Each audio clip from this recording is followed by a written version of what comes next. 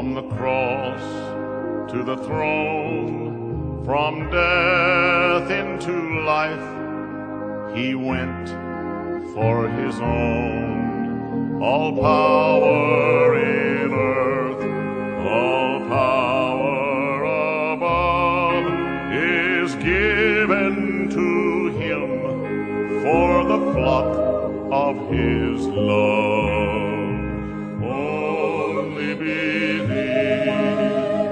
Only believe, all things are possible. Only believe. Que a graça, a paz e a misericórdia de nosso Senhor Jesus Cristo esteja com cada coração. Deus vos abençoe. Estamos continuando a nossa meditação no livro de Êxodo. E hoje nós vamos ler Êxodo capítulo 3, que é o capítulo que nós estamos meditando, versos 11 e verso 12 de Êxodo capítulo 3, que diz assim: Então Moisés perguntou a Deus: Quem sou eu para ir a Faraó e tirar do Egito os filhos de Israel? Deus respondeu: Eu estarei com você, e este será o sinal de que eu o enviei. Depois que você tiver tirado o povo do Egito, vocês adorarão a Deus neste monte. Amado Pai Celestial, muito obrigado, Senhor, por mais esta oportunidade que o Senhor tem nos dado de mais uma vez meditarmos na Tua Palavra, Senhor. Ó Deus, circuncida os meus lábios que falarão. Também, Senhor, circuncida os ouvidos que ouvirão esta palavra e que através desta meditação cada um possa alcançar aquilo que precisa e necessita. É o que nós te pedimos no nome do Senhor Jesus Cristo. Amém, Senhor Jesus. Meus irmãos, nós vemos então que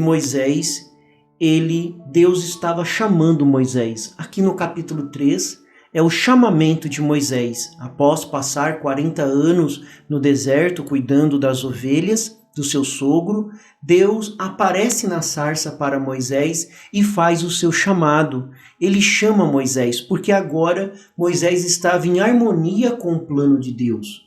Não era mais o que Moisés pensava a respeito, não era mais sobre Moisés. Agora era Deus comissionando Moisés para o trabalho que ele nasceu, para o trabalho que ele foi predestinado.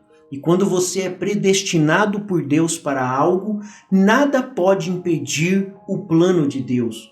Nem seus erros, nem suas fraquezas, nem seus problemas podem impedir o plano de Deus se Deus te predestinou para algo. E este era o caso de Moisés. Moisés tinha sido predestinado para libertar o povo de Israel. E nenhum demônio do inferno poderia parar o plano de Deus. E Deus faz essa chamada para Moisés dizendo: Eu ouvi o clamor do meu povo e eu desci e te enviei para libertá-los. A princípio, Moisés começou a contestar o plano de Deus usá-lo. Um verdadeiro homem de Deus, ele sempre vai se sentir incapaz. Entenda, todo filho de Deus, verdadeiro filho de Deus, nascido de novo, ele sabe que não é a capacidade dele, que ele não tem uma capacidade própria. Ele se sente indigno de ser usado pelo mestre. E não era diferente com Moisés. Moisés, ele não estava se sentindo digno de ser usado pelo mestre. Moisés, na verdade, ele deveria ter se regozijado, pois Deus estava, meus irmãos, finalmente respondendo às orações, tanto de Moisés para a libertação do povo, que eu tenho certeza, isso a Bíblia não fala, mas eu tenho certeza que Moisés orava pela libertação do seu povo. O seu povo não saiu do seu coração durante os 40 anos que ele estava ali no deserto. Então, Deus ouviu, Deus estava finalmente respondendo às orações de Moisés, respondendo à oração, o clamor do povo. E ele deveria ter se submetido à vontade de Deus e dito: Eis-me aqui, envia-me a mim, Senhor. como fez Isaías. Eis-me aqui, envia-me a mim. Mas pelo contrário, nós encontramos um Moisés que antigamente era um homem eloquente, um Moisés que era um homem ousado, que matou ali um egípcio, que no outro dia foi tentar resolver uma questão entre seus irmãos, e depois quando foi para Midian, defendeu ali aquelas filhas de Jetro contra aqueles pastores, aquele homem de iniciativa, aquele homem que tomava a frente. Parecia que tinha acabado aquele homem aqui. E ele começa a contestar a Deus. Ele começa a contestar o seu chamado. Ele diz assim no verso 11, não sou ninguém, quem sou eu? Verso 11 de Êxodo 3. Quem sou eu? Eu não sou ninguém. Não importava o que Moisés pensava de si mesmo, ou o que outros achavam dele. Irmãos, Deus não está preocupado com o que você pensa de você, qual é a sua opinião sobre você mesmo. Deus não está preocupado com o que os outros pensam de você.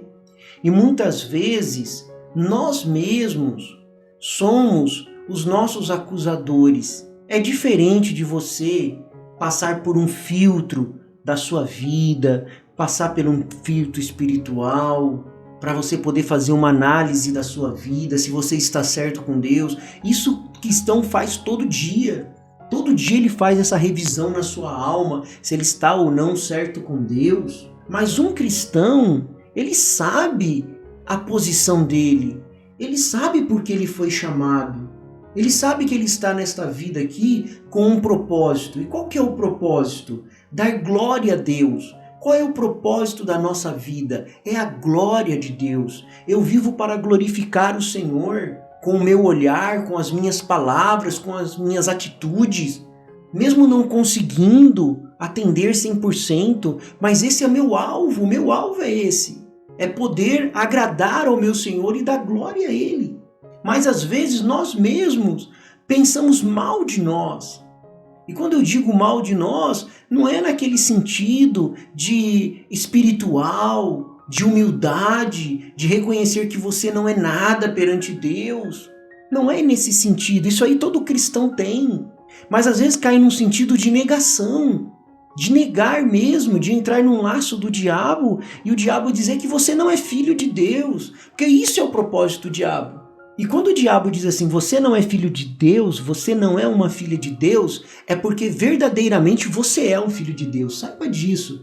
Ele vem na sua mente e diz, está vendo, você não é um filho de Deus, você não é uma filha de Deus, então você pode ter certeza que você é. Todo eleito de Deus tem essa acusação, o diabo faz essa acusação, você não é. E aí ele começa a mostrar muito de você mesmo, ele começa a mostrar muito da sua carne, ele começa a mostrar muito dos seus sentimentos. E se você olhar para a sua carne, para os seus sentimentos, você só vai ver erro, você vai só ver falha, porque é isso que nós somos, nós não somos nada. Nós somos uma falha total, realmente nós não somos ninguém. Então, em primeiro lugar, nós mesmos temos que nos posicionar e saber que Deus, na sua eterna soberania, nos escolheu. E se alguém tem algum problema com isso, vá discutir com Deus. Se Satanás vem na sua mente e diz que você não é um filho, que você não merece ter o que você tem, não merece ser um eleito, um predestinado, diga para Satanás nessa hora, vai ver com Deus, vai falar com Deus a respeito disto. Se outras pessoas pensam assim também, vai ver com Deus, quem me escolheu? Eu não me escolhi a mim mesmo, eu nem sou merecedor de nada, mas quem me escolheu foi Deus.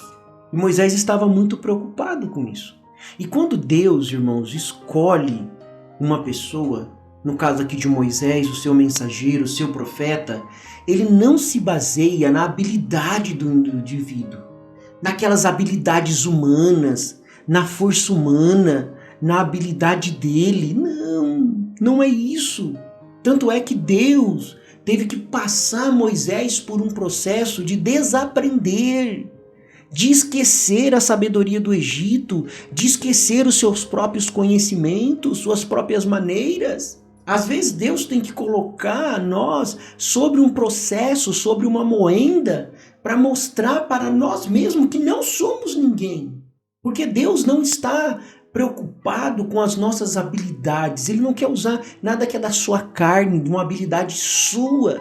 Mas Ele quer ver se nós somos submissos à vontade dEle. Porque se você for submisso à vontade de Deus, Deus pode te usar da maneira que Ele quiser. Ele pode entrar em você e é Ele que vai te dar a habilidade, é Ele que vai te capacitar. Já não se trata mais de você, não se trata mais da sua mente, mas da mente de Deus. Não se trata mais da tua força, mas da força de Deus.